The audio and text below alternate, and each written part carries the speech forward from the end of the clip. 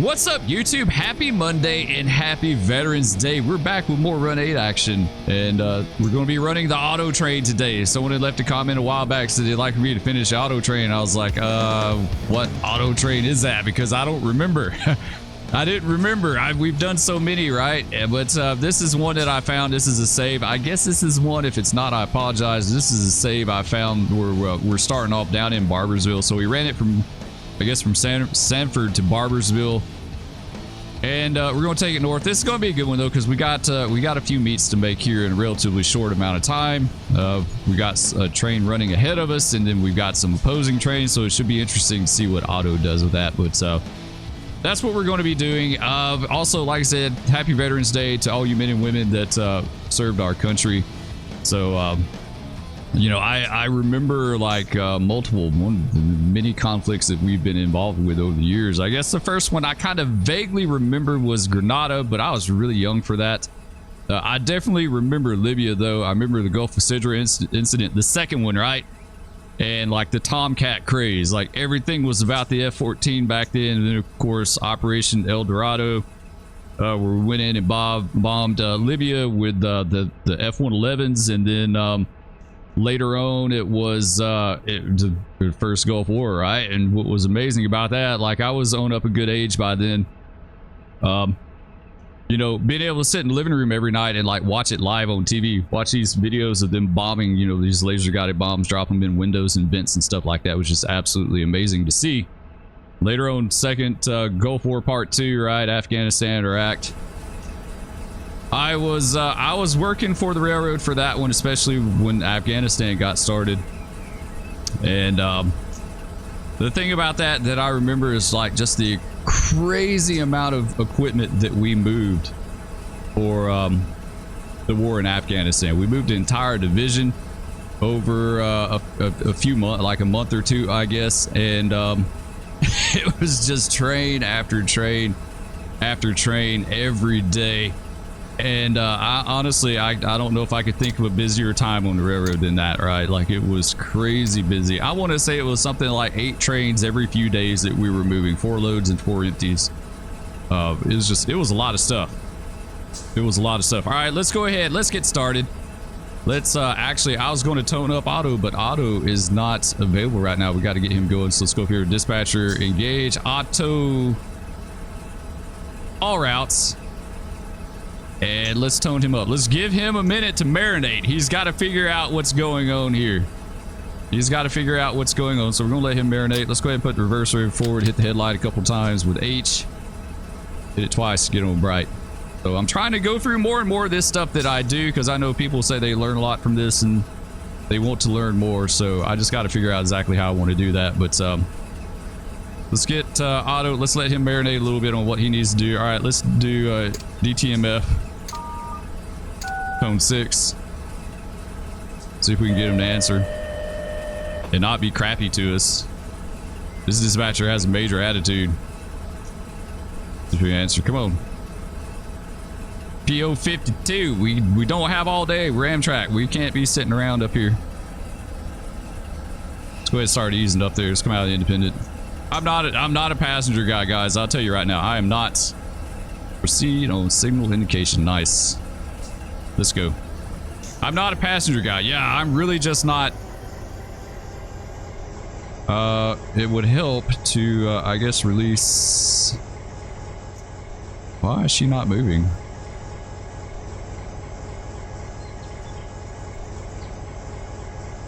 Yeah, she's just not wanting to do anything, huh?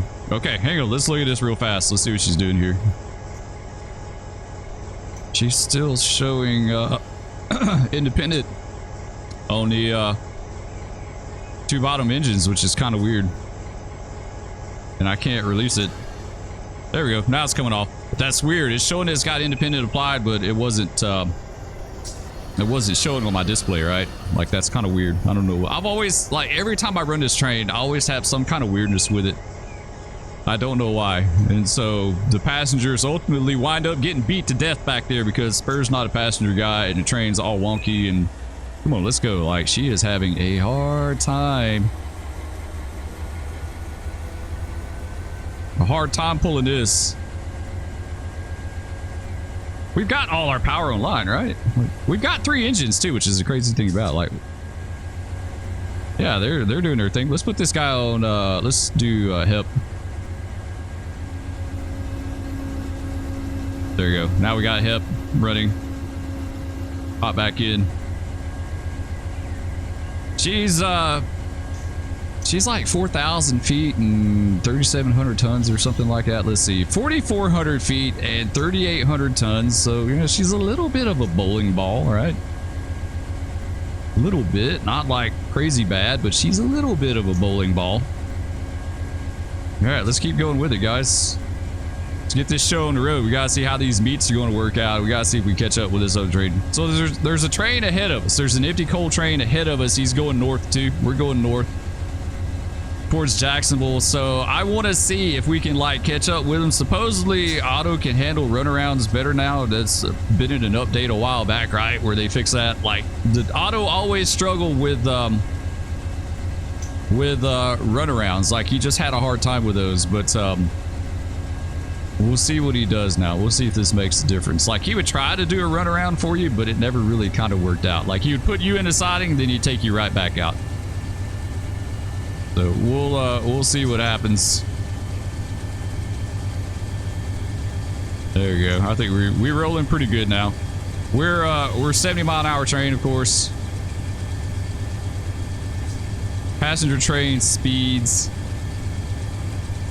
And I'm not really super familiar with the A line. I don't have it in front of me, so we're going to be kind of running by the seat of our pants on this one. But you know what? It's fine. It'll work out. It's a great thing about it being a game. We don't have to worry about killing ourselves or hurting anyone else. All right, it's PO52. Let's see. Amtrak PO52 has got to clear North Barberville. What is our engine? Where's it at? 130 north out.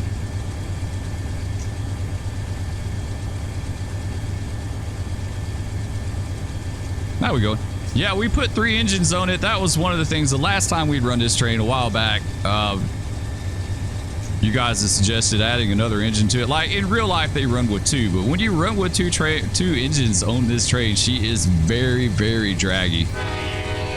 She is a very draggy train.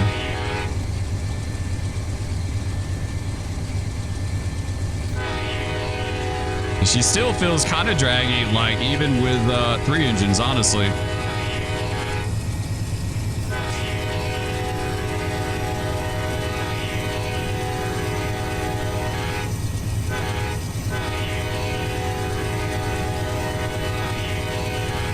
Nice. All right, now we rolling. Let's see what we can do here.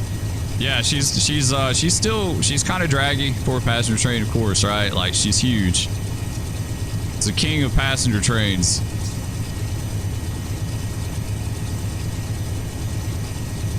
All right, she's getting on up there.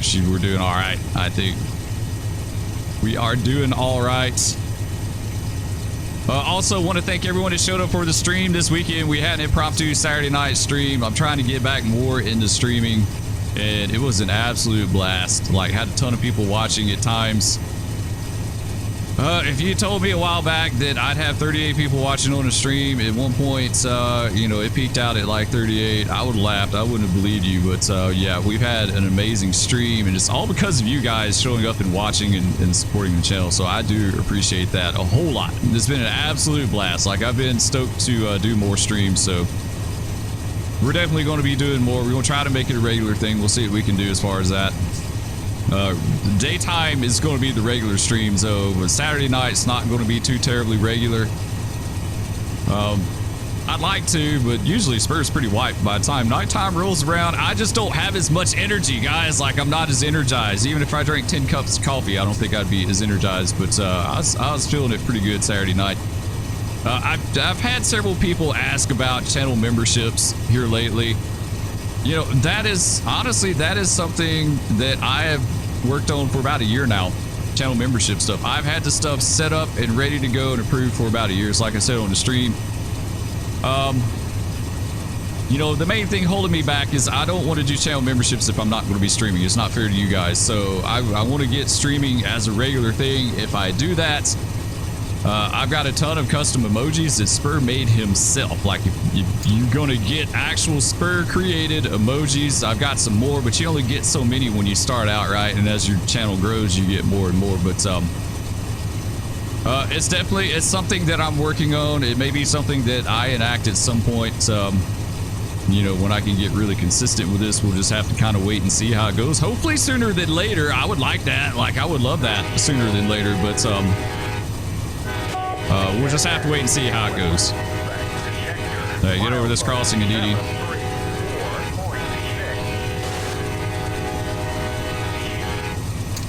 I also want to thank all the viewers from the live streams that made donations and such. It's greatly appreciated. I don't ever say much about it because I know everyone's feeling hard times, right? Like everyone's having to struggle putting food on the table and stuff like that. So I don't want to say anything about it, but it's always greatly appreciated when you guys do that. I really do appreciate that. So that's been really nice too, because it helps move the channel forward with some other things. But yeah, there's a lot of stuff I want to do. I've always said that. There's a ton of stuff I have in my head. There's a ton of stuff like visually that I want to do, you know, as far as how everything looks. But I just have to enact it, right? I just have to get it done. And sometimes it's easier said than done, right? It's a lot of work sometimes. All right, we'll go around this.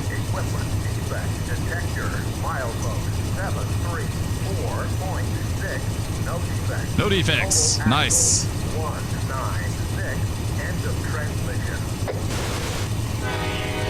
Like I said, 70-mile-an-hour train. Auto train is 70 because of the auto racks. The other Amtrak trains, no, I can't even think of it. The Silver Meteor or whatever that they run through here. They're 79-mile-an-hour trains, but because we got those auto racks on the bottom, we're a 70-mile-an-hour train. All right, we got a 65 coming up in 0.6 miles.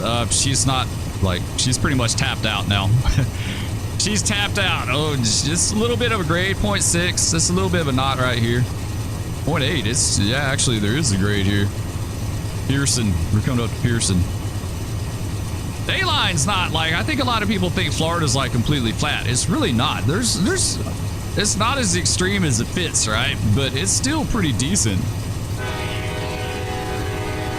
It's a pretty decent route as far as riprap and stuff like that.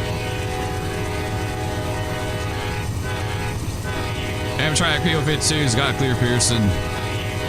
130 north out.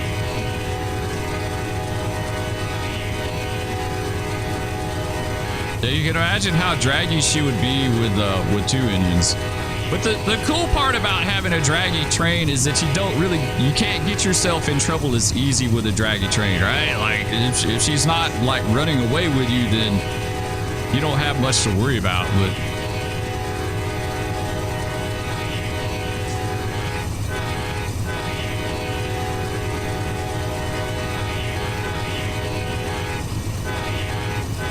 quite a few crossings through here. All right, so she's starting to, yeah, she's really starting to run now. Count that off. Feel the bell.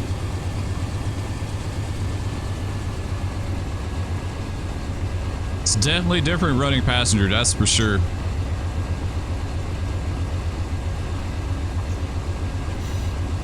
We need a mod where you can hear people scream depending on your acceleration and your deceleration, right? Like how rough you're with it, you hear them screaming back there.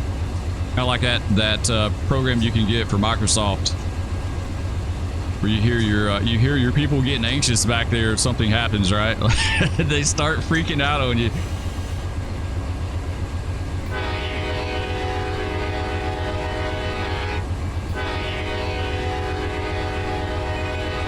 There you go. All right, we're back in 70-mile-an-hour running.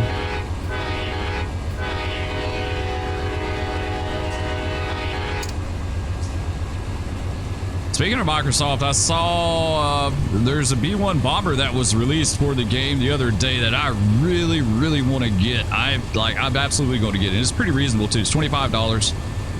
Not bad. It would allow me to bust out the AP-1B, which is like the holy grail of low-level routes in the United States. And It has like all the waypoints. Like, I don't know if you guys are aware of it, but like, oh, we got approach medium. Really? Got approach medium. Okay. Okay. Approach medium. Distant to something. I was so taken aback by the approach medium that I missed what it was at. Where we're at. Let's get ready to set her up in some dynamics here. We're only about 1.8 miles away. She may kind of, yeah, she may decelerate a little bit on her own here. All right, so I guess we're getting around. I guess Otto did his job. He got us around that coal train up here. Go ahead and set her up into dynamics.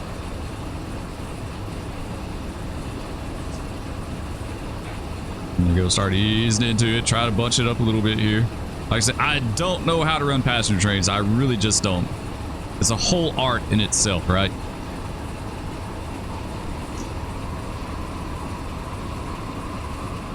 Like, we'll get there in one piece.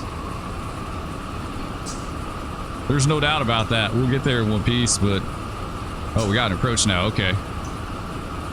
So we're going to be stopping up here. Why are we stopping up here?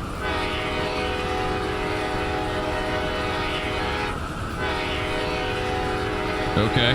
Well, we'll see.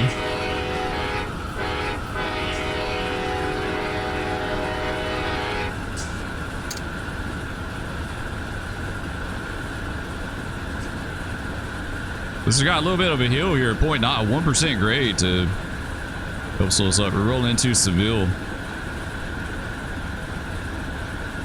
I'm afraid we may be getting screwed here, guys. Otto may be he may be sticking it to us. We'll see. I have a bad feeling about this because this train is running ahead of us and then there's another one coming the other way. I don't think he's set up like a perfect meet. There, we got to slow down to 30. So we got approach medium on the advanced approach to this approach here, right? Like, you get advanced approaches, which is an advanced warning to let you know that you're fixing to have an approach. In the old days, in the olden times, it was just a straight up advanced approach, right? Double yellow. And then they started getting away from the advanced approach. There may be some out there. Their philosophy changes on that stuff all the time, right? So I don't know, like, I don't know what they're doing. Man, she just squatted like crazy on me right here with that grade. Let's ease this out all the way. Okay, we're about to start pulling on her a little bit. Let's pull real easy here. We gotta cheat. I gotta cheat on this because I feel like... Okay, we just ran up behind the M171, so we're running together. He just hasn't cleared the block yet, is what the problem is. Yeah, he hasn't cleared the block yet. So I don't know what's going on as far as that. We'll ease up there, give him time to give us a little distance here.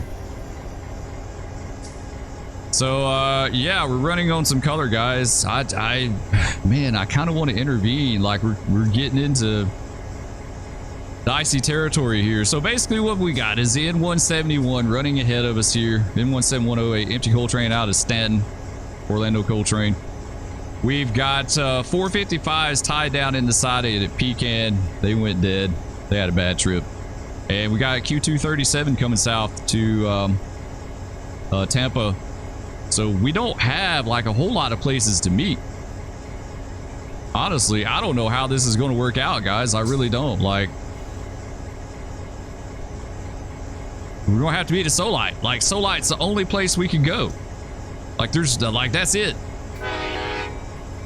Solite is it. There's no other options. It's either that. So it looks like we're going to hold the main, and he's going to take the siding, and then... And we'll go that way, maybe. I really don't know. What is this over here on the left? What is that over there? Oh, it's an industry. What is this? I have no clue what this place is. It's cool. I have no clue what that is right there. I don't know. I'm drawing a blank. I don't know what that is, but I kept seeing that fence over there. I was like, what is that? All right, well, let's keep going. Yeah, a little bit of a knot here coming into Seville. It's almost 1% behind us. Now it's 0.58. You see where it looks like it tops off right up here. It looks like it just flattens out. So yeah, A-line's not flat. It's by no means flat. It's not extreme. If you have a decent train, it shouldn't be a problem. If you got a heavy train, she is going to drag on you. The ruling grade is going to be the Satsuma Hill coming out of the river valley down there, and it's like over 1%. I think it's briefly like 1.05 or something like that. So it's definitely a decent grade. All right, we'll keep easing up here. We'll see what we got. That train removed from the world.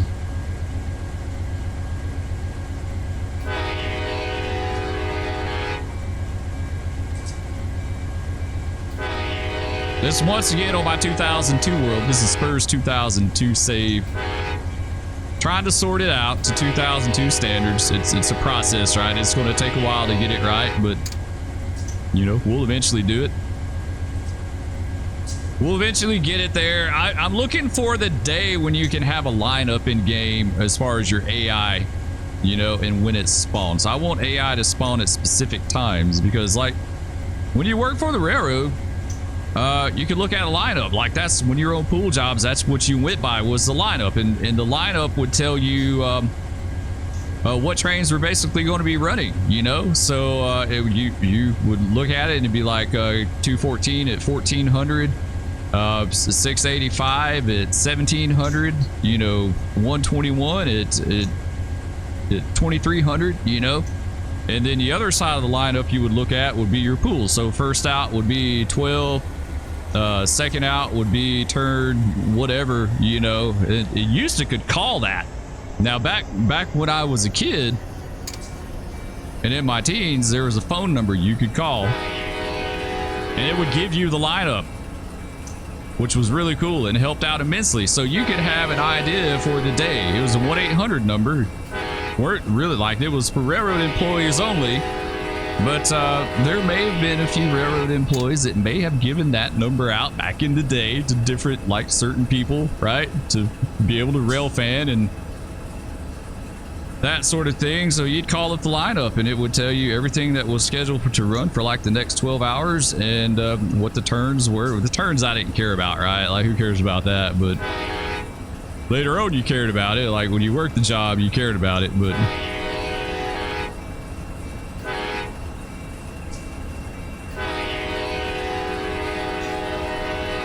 I want to see if I can peek that signal up here. I see double reds. That's going to be for the siding.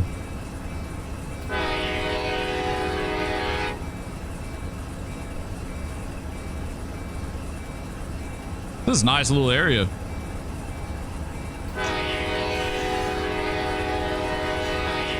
I'd love to see the A-line get some love. This is the OG route. There we go. We got it clear.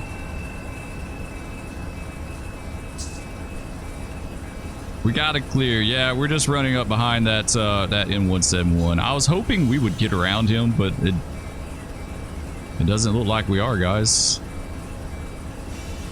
I don't think our auto train is quite fast enough to get around him. Like, he's kind of draggy. Like, we're a 70-mile-an-hour train, but she's not all the, like, doing 70 mile an hour all the time. Amtrak PO52 has got clear North Seville. 130 north out.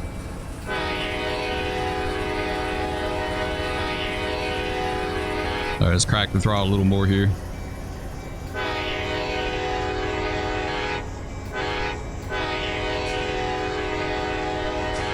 Okay, well, that gave us a little separation. Hopefully it'll give time for everything to kind of develop a little bit on the route, right? Before we get into the meat and potatoes, too much of those meats up there, which I'm really kind of worried. I wanted to do that. Like, it looked interesting as far as like how the meats were setting up. So I was like, I wonder how Otto is going to either get that right or screw it up. You know, he may mess it up. He could very well mess it up. We'll see.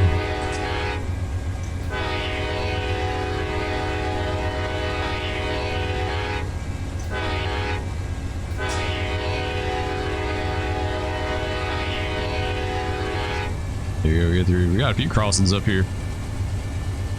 So another thing I wanted to touch on, someone, a viewer, had left a comment on a previous video. Said, Spur, did you ever run into hobos? That's a really good question.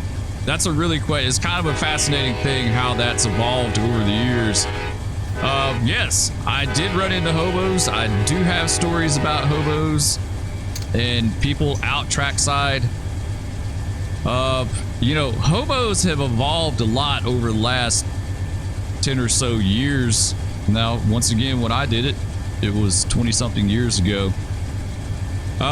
Nowadays it seems like you see a lot of weekend hobos, and what I mean are YouTube or vlogging hobos, right? Like there's all kind of channels, and some of them are pretty good. I have to admit, some of them are good. I'm not going to criticize anyone on what they do out there. It's their business, but there's been some really good ones. There's been some quite famous ones. There's been some that tragically no longer with us, you know, but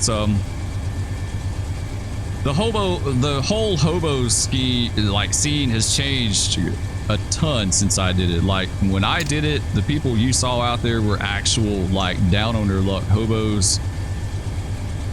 I saw a crazy amount of mental illness, you know, trackside, like people approaching me and like talking out of their head, like to the point of being really nervous about it, you know.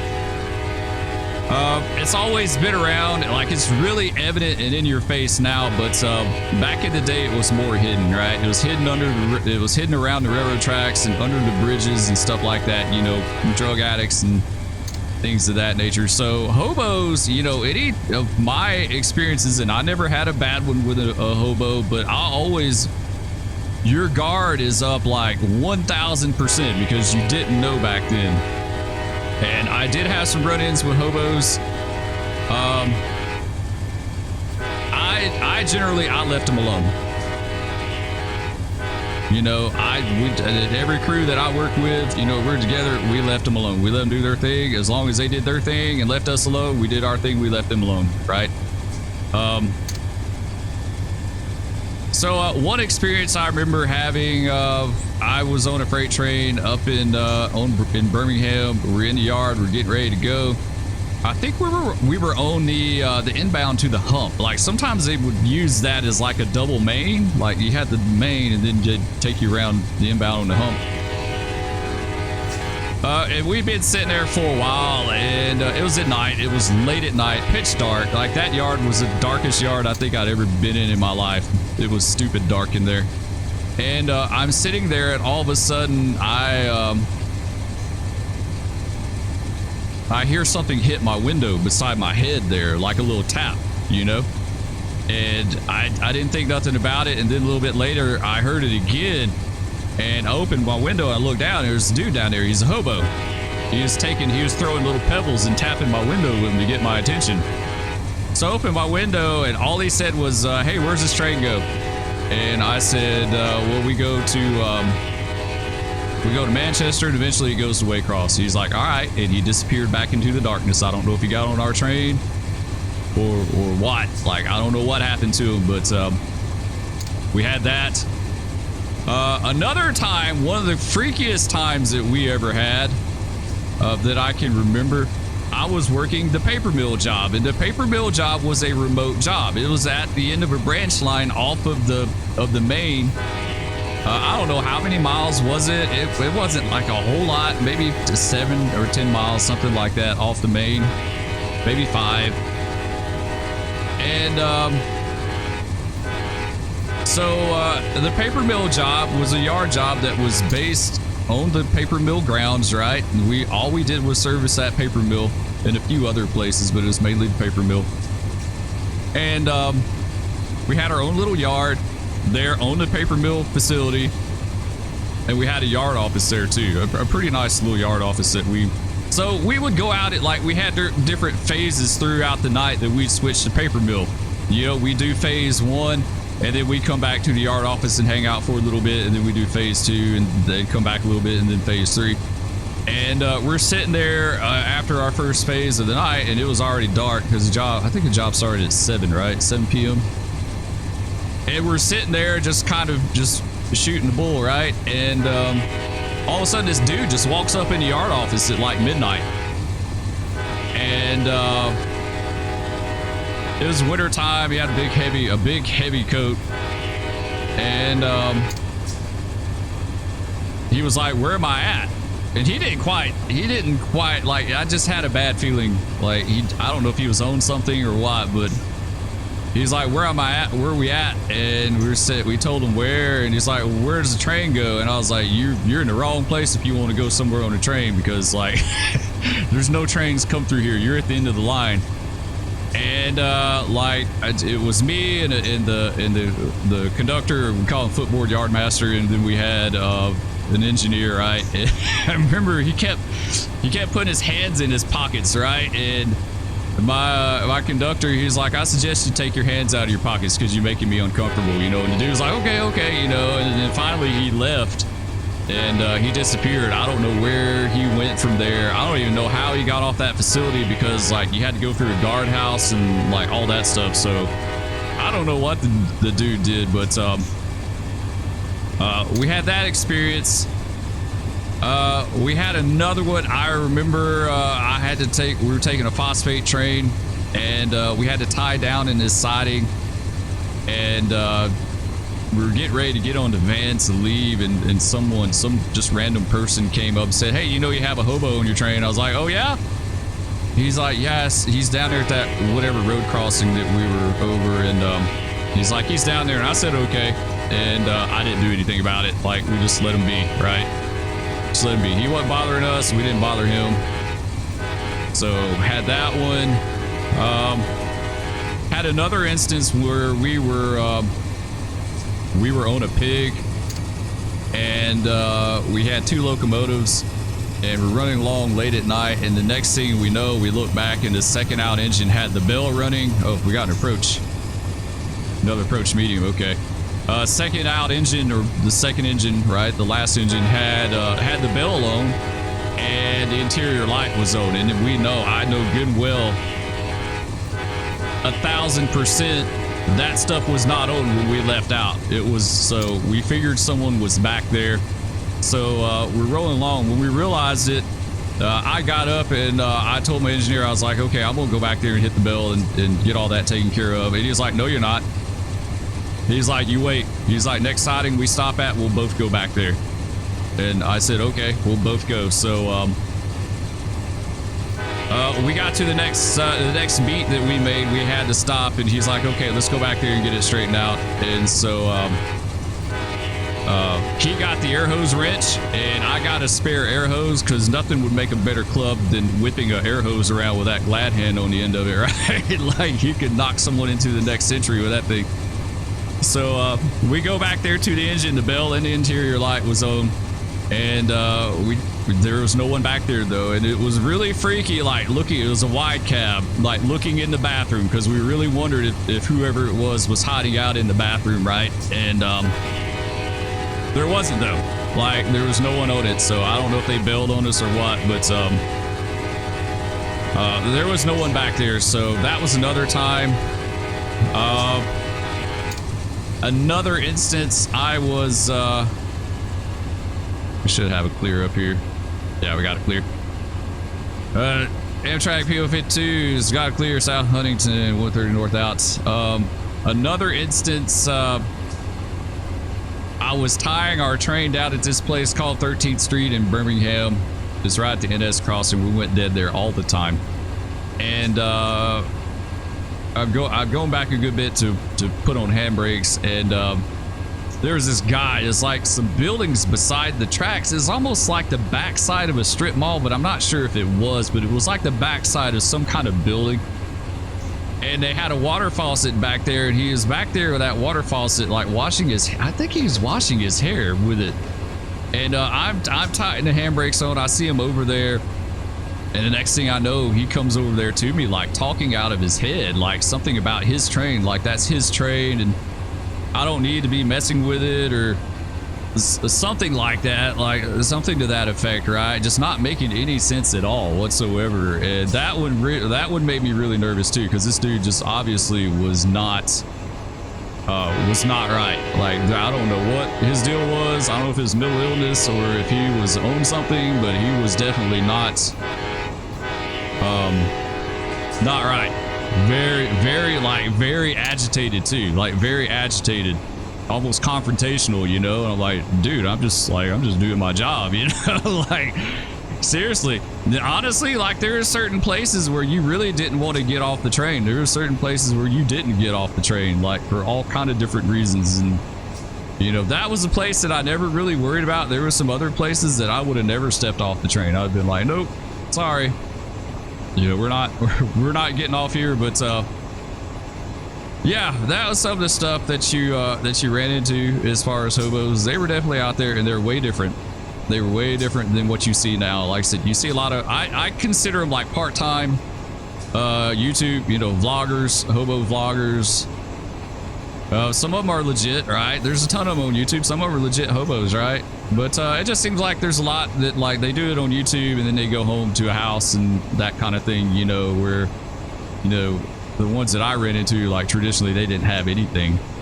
They didn't have anything. There's particular locations, like there's a certain bridge in Birmingham that you would go under, and they always had a barrel out there on fire, like burning a fire in the barrel, had couches around it. It was like the same guys all the time, like that was their home, right? They didn't go nowhere else. At least it seemed that way. I'm trying to think what else. I've mentioned this several times before. There are certain places that you go through in Atlanta and see people shooting up, doing drugs and stuff like that. Like, it's just what you saw, right? You know, it's just what you saw out there. There's a lot of it. So yeah, that's my experience with hobos. I never had a bad experience with them. You know, like I said, I just always left them alone, let them do their thing, and they leave me alone, let me do my thing. I will tell you another story. This is after I left. This happened not long after I left, and this happened to an engineer that I worked with a good bit. They came around to a town in Georgia, and they're coming around to a stop signal, and they're just kind of creeping along, and there was someone laying in the tracks.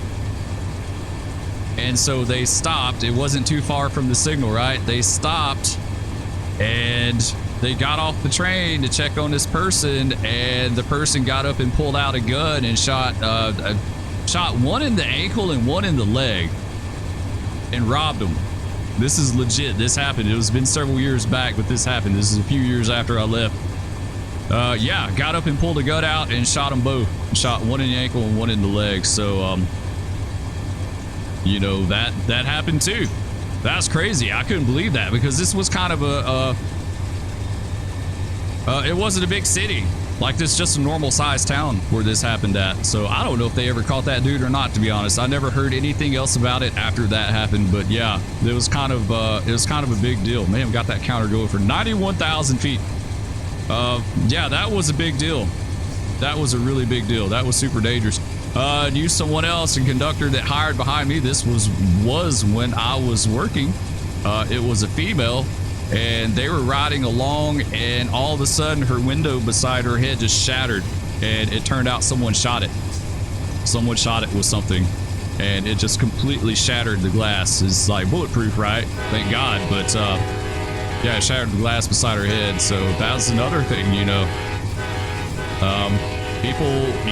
People throwing rocks at trains was another thing. I've been rocked a few times. Nothing bad came out of it, but it happened.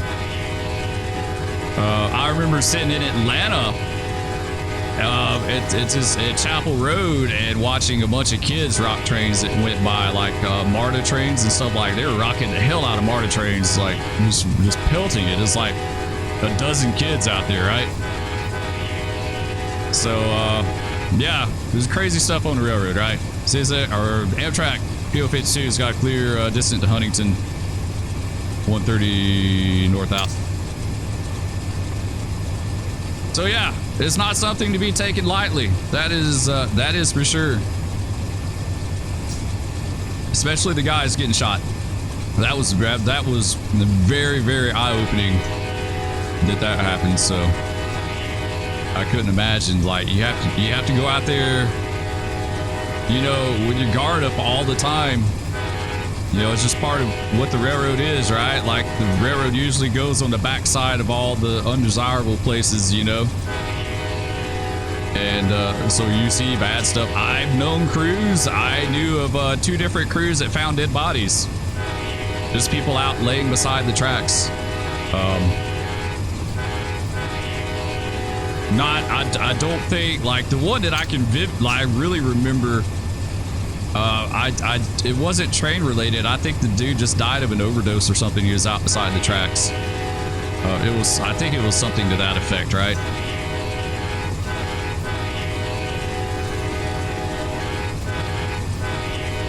Man, we moving, we rolling.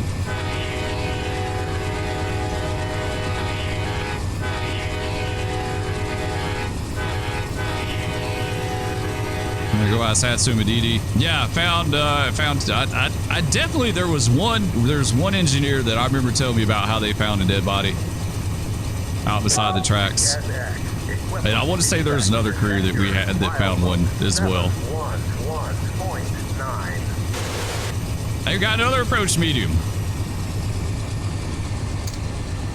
Another approach medium. We got approach medium distant to Satsuma. Amtrak PO52, 130 north out. Yeah, we got another approach medium. We run it on color behind homie up here. It's kind of dragging along a little bit. Not too bad. Otto should have put him in the hole and let us get on around him. Honestly, like, he just didn't. He didn't do it. So I'm trying to think anything else like that that I saw. I think that basically covers it, right? It's a wild array of things you can see. You can see out there. You know, in live stream, I saw people flashing us. Sometimes people crazy out of their mind flashing you and like doing wild stuff. And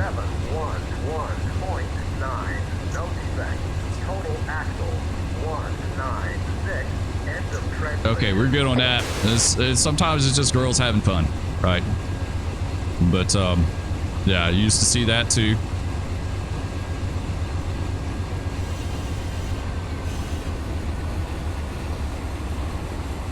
Let's see if we can peek this next light up here. Yeah, I got another approach.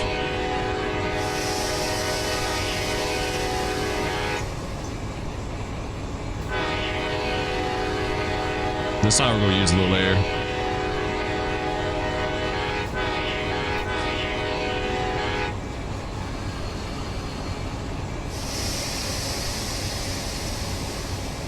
Bell it off. Hit the bell. Cisco Dirt Road.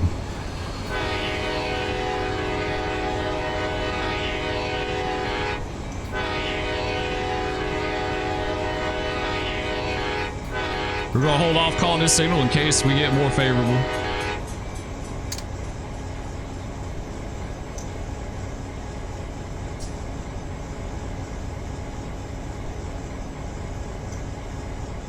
Yeah, we'll just go with it.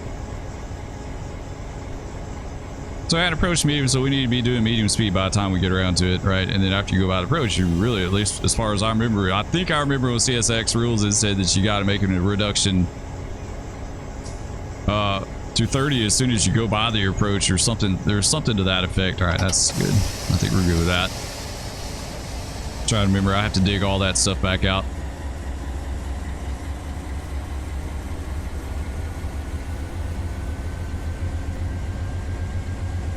Oh, come on, give us a good light. Give us a good light. We need a good one. Are they going to hold us up here?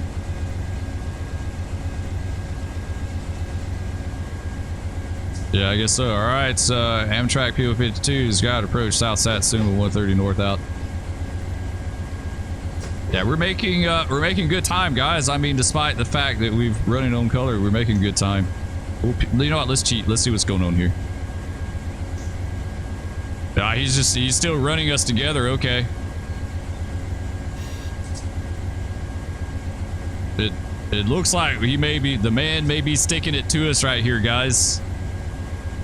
The man may be sticking it to us because he's not running, like, It looks like he's going to hold us for the Q237. Like he's going to meet him there, and then, yeah, no, we're not doing that. Nope.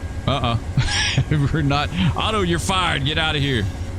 We're going. We're not doing that mess. We're like, why? Why would you hold us there? Like, for all that, just fleet us together. We rolling good. Like, you can wait. The Q237 can absolutely wait. See, yeah, that's a bad call. It's a bad call on Otto. Yeah, don't be doing that. Fleet us together. Let us, like, we rolling on. I'm practically rolling on his heels. Why would you? Like, why would you do that? Looks like we got an approach up here. Yeah, don't be doing that. Don't be doing that. That's not cool at all. We got, yeah, it's an approach. Yeah, it's an approach. Let's just kind of drag up there. Give him a little time to, clear that block. Yeah.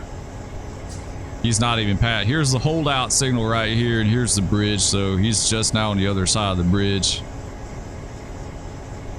So we can go as far as up to the bridge, but that's it. There's 455s and Pecan. He's dead up there. I need to take that train, do some switching up there. He's got a hellacious set out to make it Pecan. Like half the train.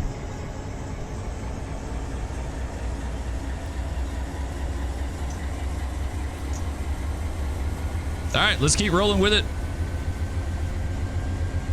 See if we can finally make this meet. I would like to, honestly, I would like to be able to get up past West Decoy and make that meet if we could. What we're going to do is,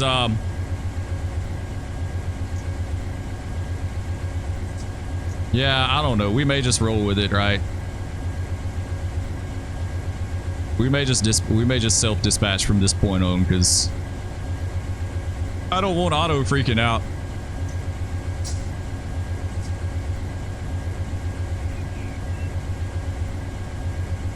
All right, so we come up here to north end of Satsuma. We got Satsuma Hill going down to the bridge, right? Like, that's an interesting spot, especially if you're running some tonnage, because one, you got like, it's like 1.05 or 1.02% grade. It's like going over a waterfall. It's like you're good. You're on this shelf up here. It's flat, and then next thing you know, it just drops off all of a sudden and kind of drops down into the river. But the kicker about it is that you've got a 25 on the bridge across the river because it's a drawbridge. So you've got to contend with the over 1% grade, and you got to slow down for the 25. So you got to be like thinking ahead and on top of your game before you do that. That's like a large majority of this, right? People ask, like, how do you run in run 8? You just got to think ahead. Stay ahead of your train, right? You got to stay ahead of your train. That's a huge part of it. Amtrak PO52 has got clear north Satsuma 130 north out. Huge part of it. Not a real life engineer. My usual disclaimer I give. I was never an engineer. I don't know jack about nothing, right? But I can run in run 8. Sometimes I can get you from point A to point B. Okay, you'll be all right. But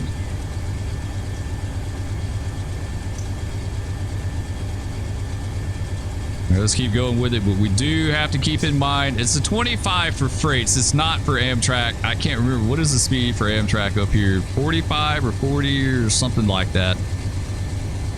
It's a little higher. Yeah, it's a little bit higher than the freight. So, all right, so you see the drop off right here.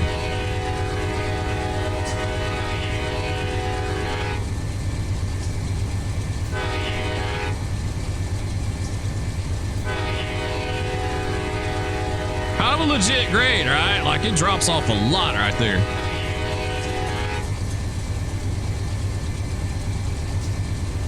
Yeah, it does. That is legit, guys. That is absolutely legit right there.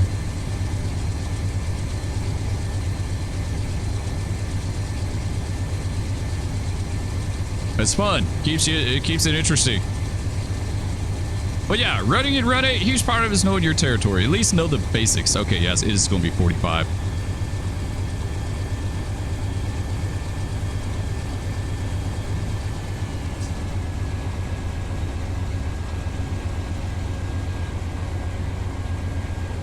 Yeah, just know your territory. You at least got to know the basics of your territory. You know, the more you know it, the better you're going to be at it, and you're going to be able to anticipate things a lot better. You know, you got to run a lot of different types of trains. Each train is going to run differently. You know, kind of get an idea on how the different trains run and what you can expect, but knowing your territory and just, you know, like, you don't have to sit down and make it a huge effort, right? Like, just take it baby steps. You know, the first thing you want to know is, okay, well, where's my major grades at? You know, what are the major hills at? So, okay, I got 3 major hills between A and B, okay? And then you break it down further. Like, you can take it like between each siding as you're running along. Okay, what do I have between this siding and the next siding? Okay, I've got a 45-mile-an-hour slow order speed restriction. I've got a 1% uphill grade. You know, that kind of stuff. Just kind of break it down a little bit here and there. And that's the best way. That's really, like, I'm not that great on the A-line, I'll be honest. I know I kind of at the basic part of it, but I definitely don't know all the little knots and hills and stuff.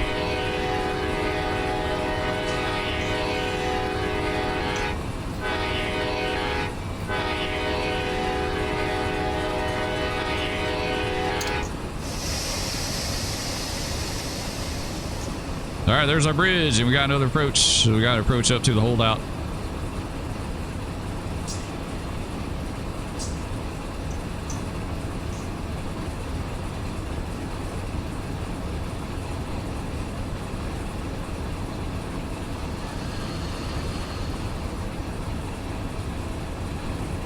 It'd be cool to actually do this on the schedule sometime.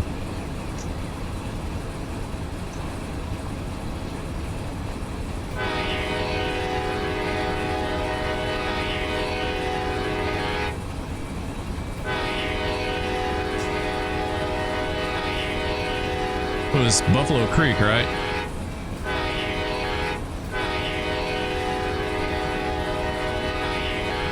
I think it's Buffalo Creek. Let's shift F8 this bad boy again.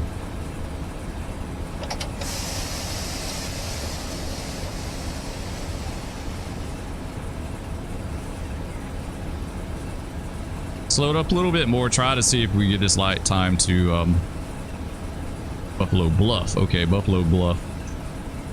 See if we get a little time to change up.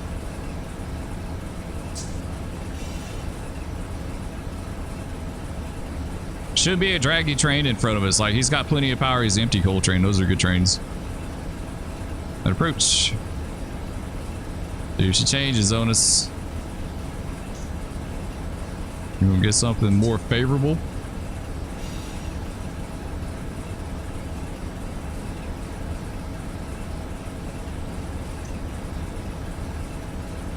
No, we're not. Amtrak PO52 has got to approach Buffalo Bluff, 130 north out. All right, well.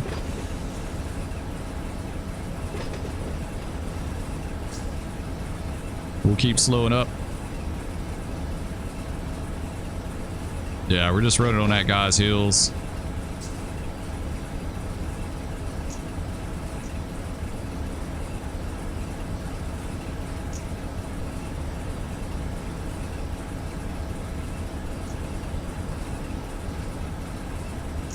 Or keep slowing down below 30. It's a pretty big block. It's 3.5 miles.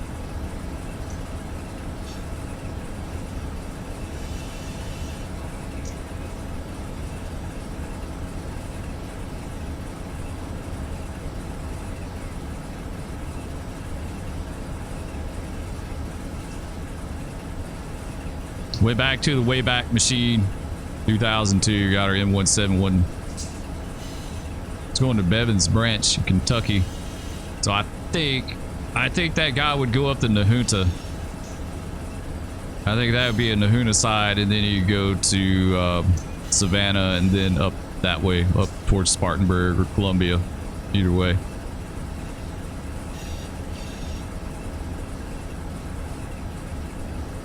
Honestly, since he's not tonnage, I would take him up. I'd take him to Spartanburg, the Augusta side. Augusta side is really hilly. They got some legit grades over there. They do for sure. It is legit. Why they started running some of those coal trains over to Columbia and down that way once they built that connection up there, because it's a lot easier going south through Columbia.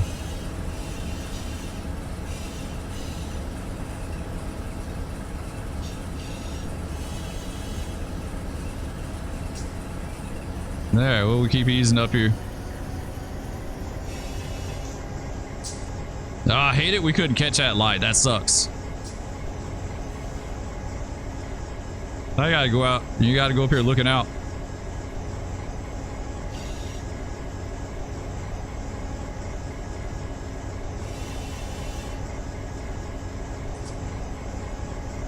Had someone else leave a comment. I was talking about in another video. I was talking about or maybe it was in live stream. I can't remember. We were talking about Norfolk Southern and how we used to call them Nazi Southern because they were so strict. And someone left a comment and said they had a friend that worked for NS, and they said, I guess they'd been banner. They were getting banner tested like multiple times a week. That doesn't surprise me at all. They were strict, man. They were so strict. They really just were. My favorite engineer that I had, he was ex Norfolk Southern. He's an ex Central Georgia guy. He was a trainman with them, and then he left and came to CSX as an engine service. They used to tell me stories about.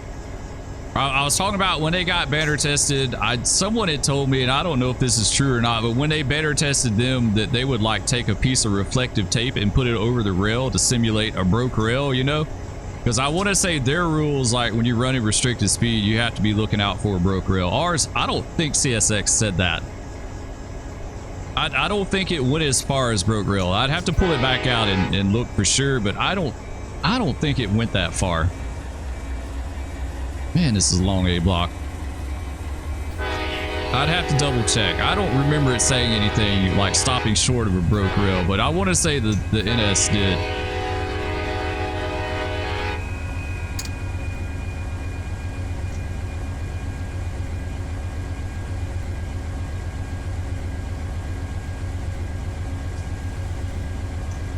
But yeah, they're strict. They were, at least. I don't know if they still are. I imagine they haven't changed that philosophy. They're strict. I never got banner tested, believe it or not.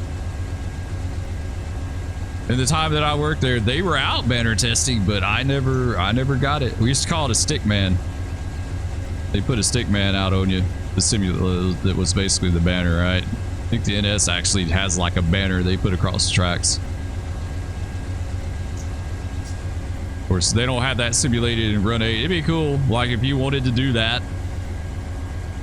You know, it's good practice.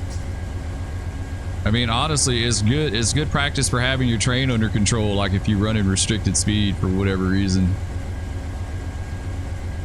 I don't know. Some people wouldn't want to go that far, right? So, and I get it. I totally get that. I think it'd be fun. I think it'd be fun. I'd get a laugh out of it if I got banner tested in game, but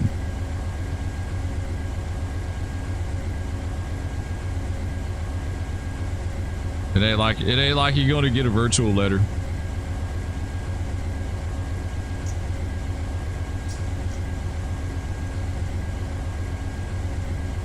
Got 1.6 miles. Hopefully it's going to be up here around this curve to the left. We'll see. Right? We'll see.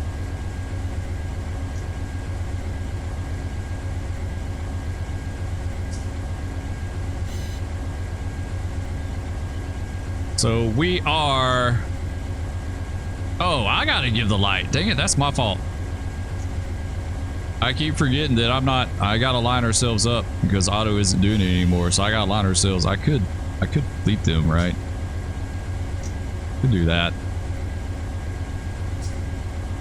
Help us out a little bit. There you go. Now we're good. We don't have to worry about that. That's my bad. I just created myself a whole bunch of headache for nothing. So we could have called the dispatcher and been like, yeah, this is PO 52, come by Buffalo Bluff with an approach. And dispatcher, you could come back and say, yeah, we got you running behind that M171. I got you a light up there at Flatka holdout. Just come on up there, looking out, signal indication. And then you know, he's not, I've said this a bazillion times and I can't stress it enough. He is not going to tell you that you got to clear because he does not know. So if you're on run 8 and you're dispatching people, real people, don't ever tell them, come on down, I got you clear. You don't know. You don't know for sure. You setting your brother up for failure or something bad maybe.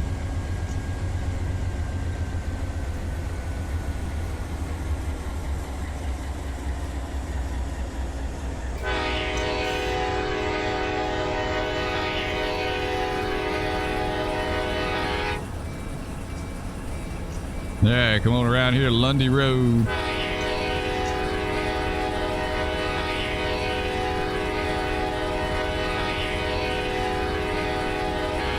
There we go, got it clear. Amtrak PO pit 2, got it clear. Plaque of holdouts, 130 north out. Holdout signals, positive signals. You got to stop. You can't, there's no stop and proceed. These are positive signals. They do exactly what they're called. They hold you out. They hold you out of a location. A lot of times it'd be for towns that that are really busy or have like a lot of switching, or you maybe have a yard, just something to keep you out of town, to keep you from like blocking everything, right? So they can bring you up closer than holding you back at the last siding, but they don't have to bring you all the way in. But it is a positive signal. Holdout signals are positive. You absolutely have to stop for these. Don't go by them.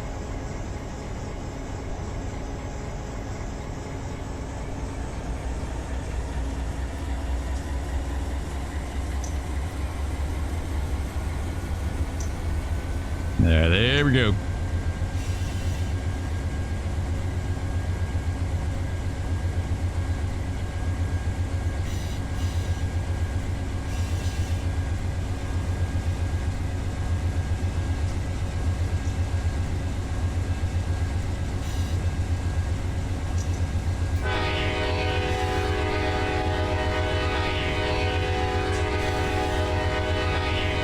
No, we got 30 coming up. Never mind. Spur.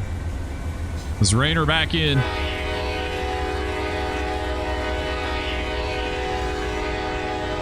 At least we got an uphill here, so that helps us out.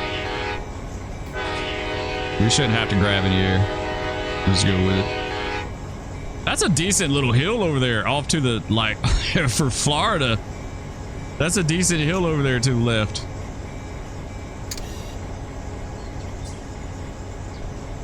That's pretty legit. We'll go with it. We're not going to touch the air. She may hit it a little bit fast, but be okay. So we're coming into Palatka. Palatka's got Pecan Yard. It's got the Georgia Pacific plant up here. Georgia Pacific was at one time served by the NS too. NS had a line that came down here as well, but they tore it up.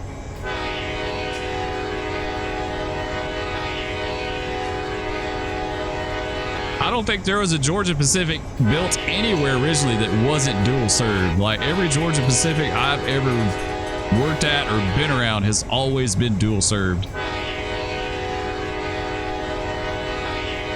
There we go, hit that 30 almost darn near perfect.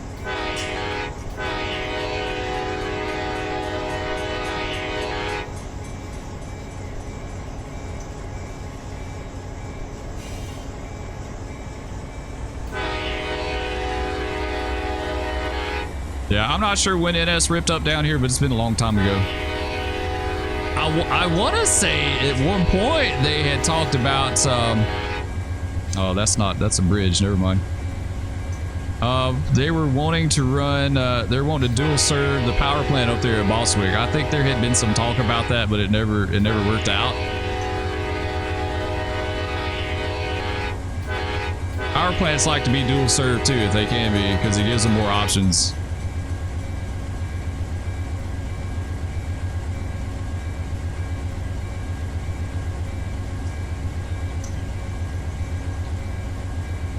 Palatka's got a station. We don't have to stop here. This auto train is non-stop service, Sanford to Lorton, Virginia.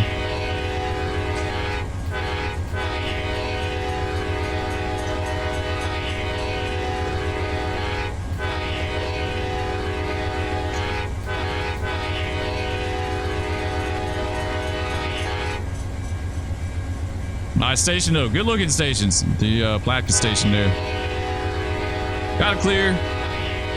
Whatever this is, distance to Pecans. Amtrak PO52 just got to clear distance to Pecan. 130 north out.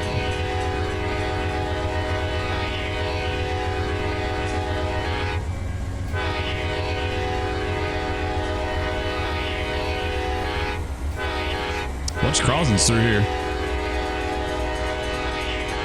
Ton of crossings.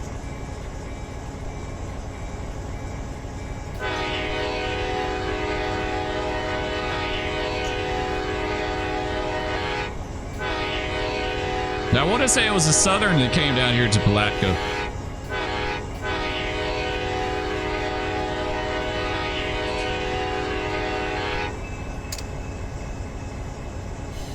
Man, that's kind of a short block. Yeah, it is. That's a short block. All right, let's hold off. Hold off for a second here. Let's see. Advanced approach. Amtrak PO52's got advanced approach south. Pecan. 130 north out.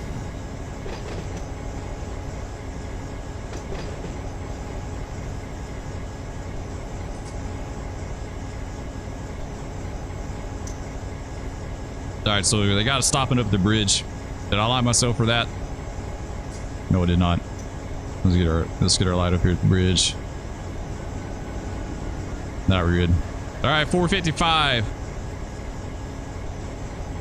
Sitting in the hole here at Pecan. He kind of got screwed over because this is going to make it really tough for him to get set out now.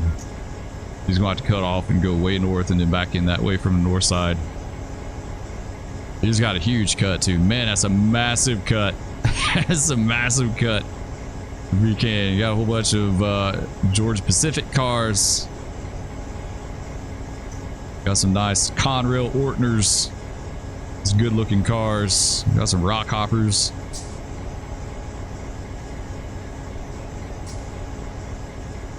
Yeah, we got a ton of stuff for, man.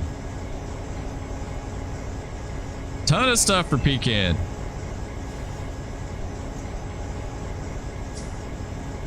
Pecan gonna be busy. That's like half the train. Half the train is set out. It's going to be a completely different train by the time they set all that stuff out. All right, we're 70, but we got this 30-mile-an-hour reduction up here at 2.4 over the bridge, and we're running on the advanced approach. All right, Sanford cars.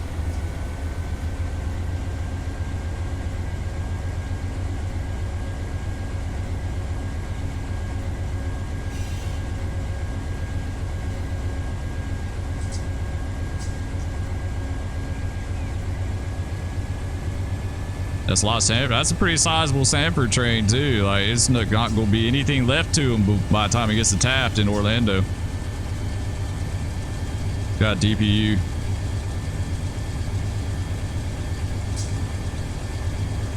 Yeah, that's a holdover train on the 2002. Say we're not doing DPU. They're, like I say, we would have laughed if you told us we were running DPU at some point. We would have laughed. You'd been like, we're not running no DPU. What are you talking about? Not running any DPU.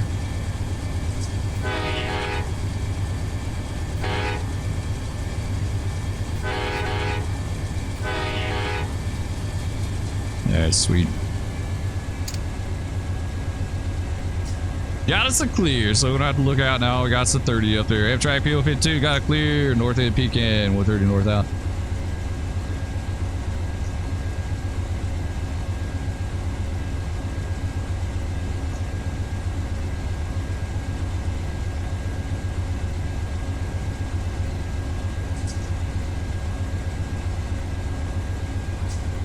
Get ready for that 30 up here.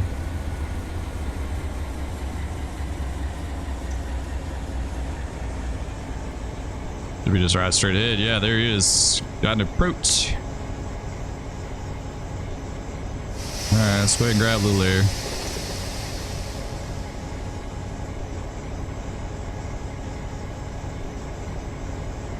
Bail it off.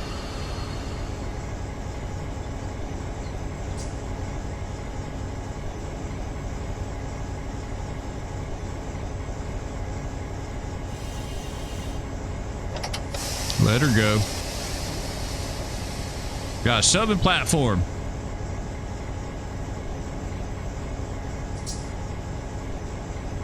Maybe 767's power. So that's a local. It's a pecan local. Pretty decent job. They got a little bit of work to do around here.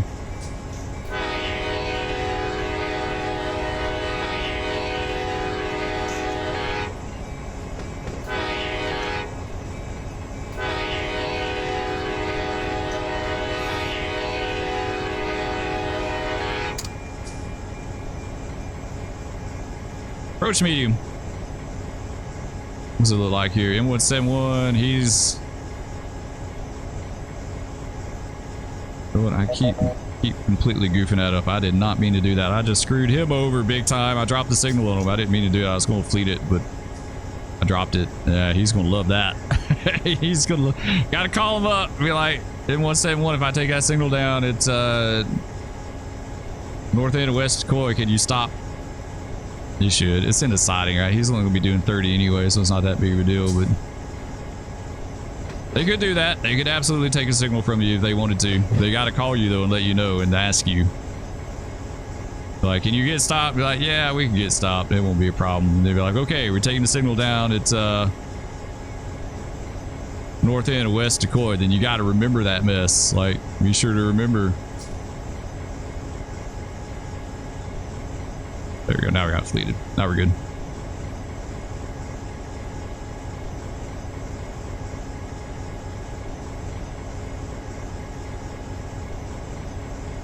All right, here's our 30. Rice Creek. This is a swing bridge. There's only a swing bridge on the route.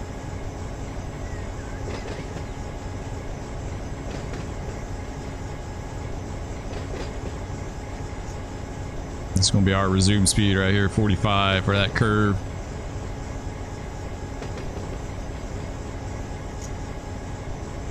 Yes, that's the bridge tender's house. It's kind of surprising bridge tenders are even a thing. You think it'd be remote now. I guess they got to have someone on the bridge to make sure though.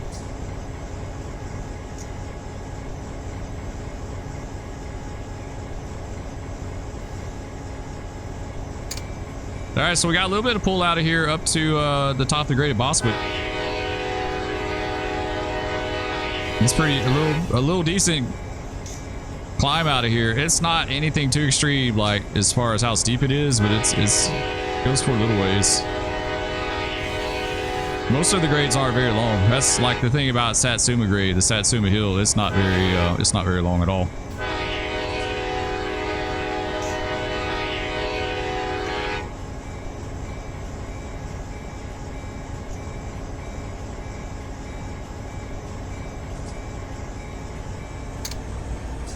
Let's start getting on it some here.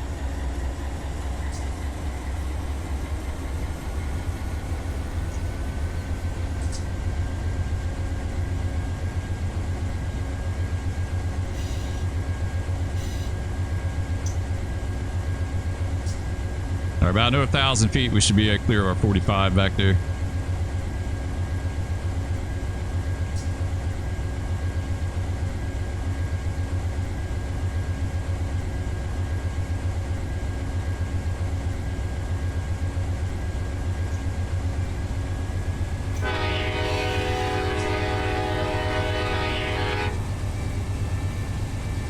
All right, anytime now. Here we go.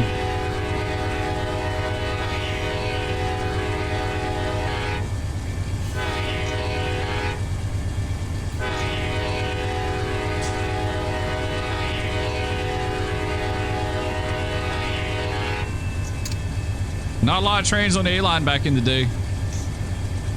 Really, 455, 456, 2237, 3 Amtrak trains. So I would have made 6 Amtrak trains. So it's fair, pretty decent with just 6 Amtrak, so. What else? The Boswick coal train, it only gets a little bit, you know, a little ways down the A-line. Stanton coal train, There's a K train that they ran down to the Florida Central down at Taft. It was some kind of fly ash train or something for a concrete place that they ran every once in a while. That was a really cool train, and we done a video on it a long time ago where it was it ran a lot of BNSF power. All right, we back 70-mile-an-hour train.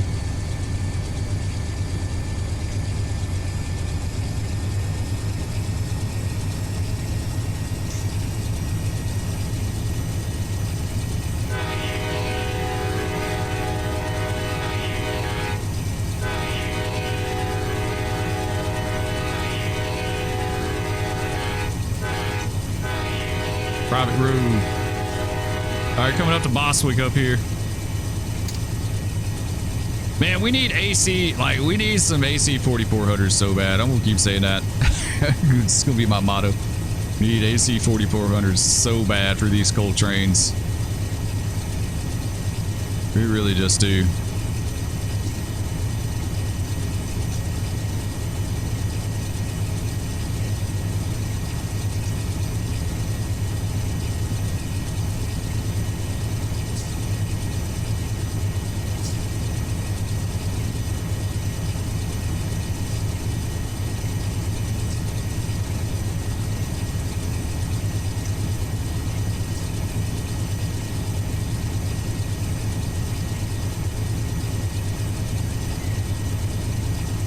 Yeah, so we got our meet up here at Tecoy. That's what we're going to call it at. In 171's meeting. Yeah, we're not going to get around that in 171. He's just not going to hold them and let us meet them. But you know what? I tell you what. We're not going to run up here, but we'll set this up for next time.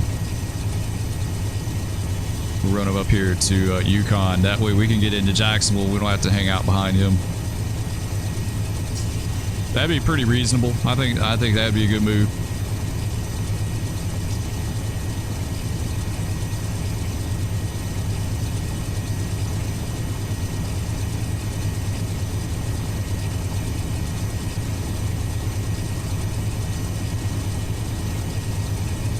Seminole Electric.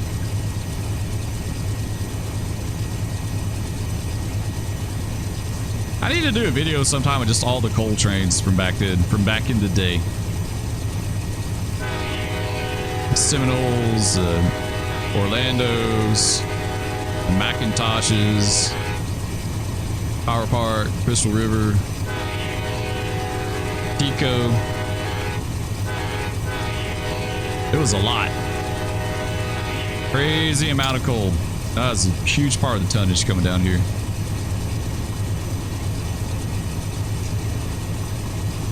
Who knows? Maybe coal will start making a comeback now. You don't know, right? I mean, some of these power plants are gone. Indiantown and McIntosh are gone, I think. Definitely Indiantown is for sure. Maybe McIntosh changed over to gas. Maybe he went to the gases. I don't know. But Indiantown is gone. Like, that one got completely tore down. Power Park's gone too. It got tore down. That was a huge one. Man, that was a huge power plant. You look at Google Earth, it was there and it was just gone. Like, completely wiped off the face of Earth. Like, that was a whole lot of industrial buildings to tear down.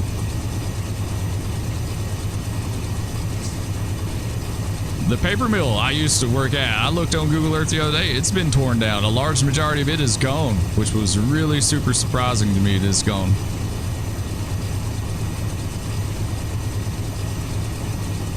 It's like, where's everyone getting their paper from? It's probably overseas. Honestly. Probably overseas.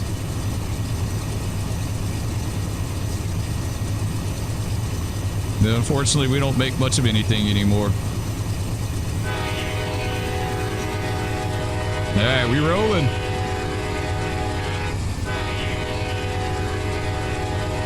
$70 miles an hour.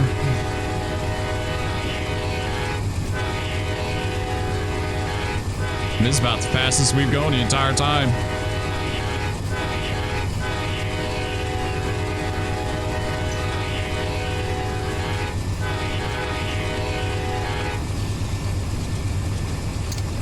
Oh, I thought it had another crossing. I guess I read that wrong. This is a nice stretch through here with a little state highway beside. Feedback detector, milepost 688.6.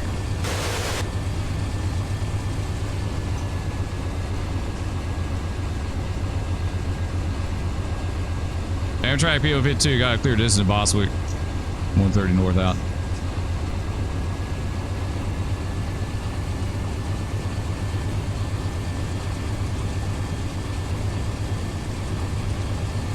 Oh wait, that's the other way. I read that wrong. That's the interview. I don't know what that milepost was. It was going the other direction. We went by Boswick.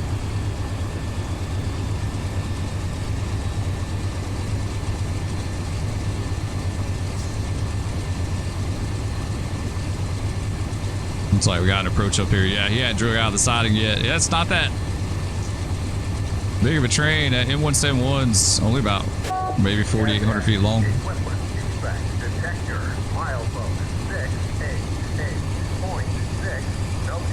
No defects are good. All right, no defects. Amtrak PO52.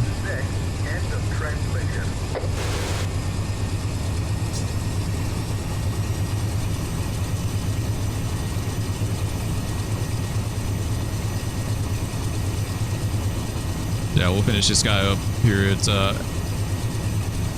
we make this meet. We'll probably be doing a stream tomorrow. I'm planning on it. At least I'm going to try. So keep an eye out for that. We'll stream something tomorrow.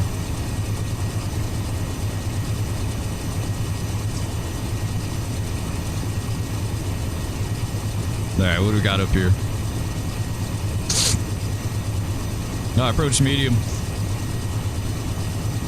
Amtrak PO52's got approach medium distant to West Coy, 130 north out.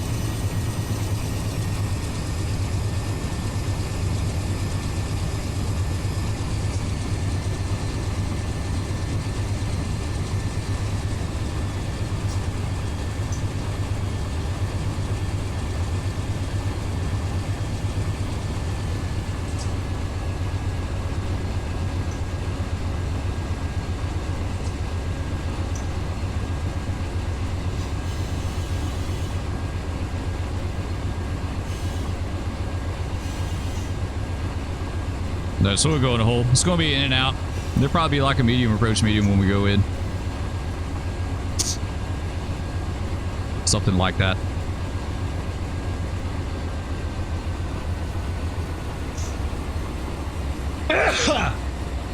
Nah, sneeze.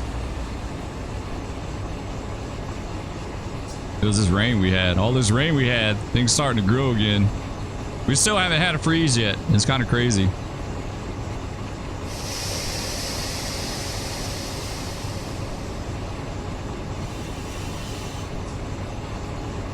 All right, start slowing up medium speed. These are going to be 30-mile-an-hour switches.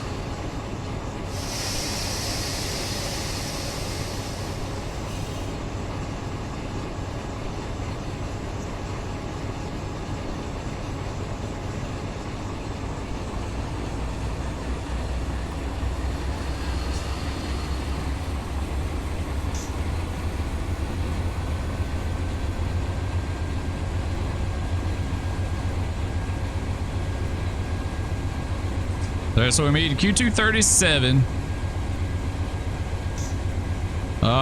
He went to Tampa. I'm not sure if he was, I think he was Louisville to Tampa. Louisville to Tampa auto rack train.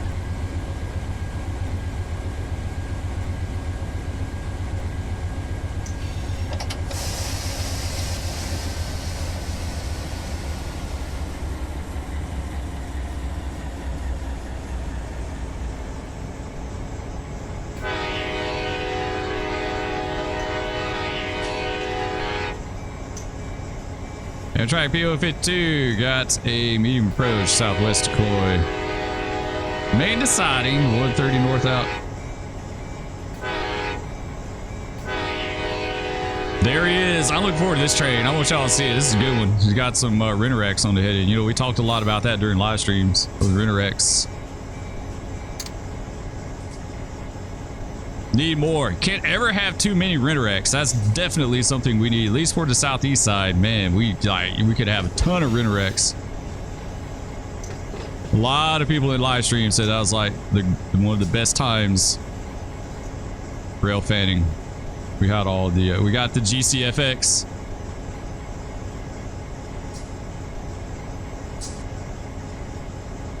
And then we got the Helm leasing on the bottom. There's old BN units, so we're kind of replicating a Helm and HLMX.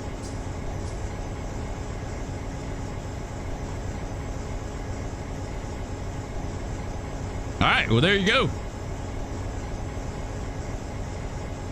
That was a good trip. We covered a lot of territory on that.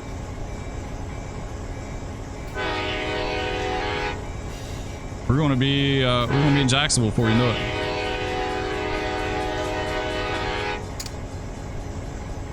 I guess we'll take this guy all the way north at some point.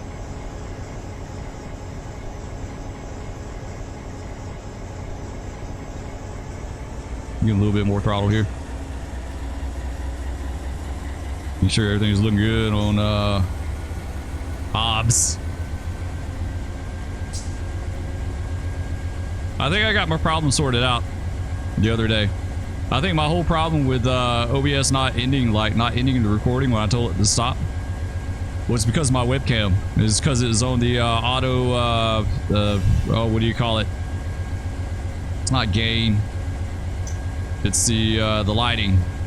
The setting for the lighting. It didn't like it for some reason. I don't know why. So if I put it on manual, it does much better. And the great thing is it stops immediately. Like when I tell it to stop, the light stop and it stops. It doesn't hang out and think about it for an hour.